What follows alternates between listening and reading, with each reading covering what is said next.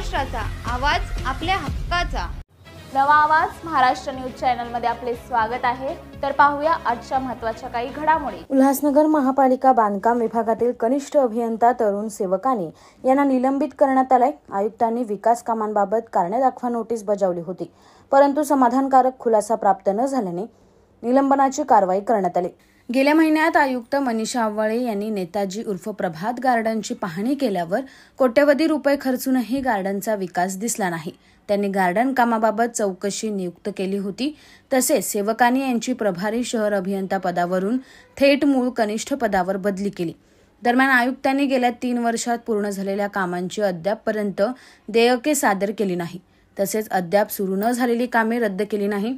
याबाबत कारणे दाखवा नोटीस सेवकांनी बजावली होती, मात्र या नोटीसचा खुलासा केला नसल्याचा ठपका ठेवून सेवकांनी यांच्यावर शुक्रवारी निलंबनाची कारवाई करण्यात आली। बातम्या पाहण्यासाठी चॅनलला सबस्क्राइब करा, बेल आयकॉनवर क्लिक करा आणि रहा सतत अपडेट।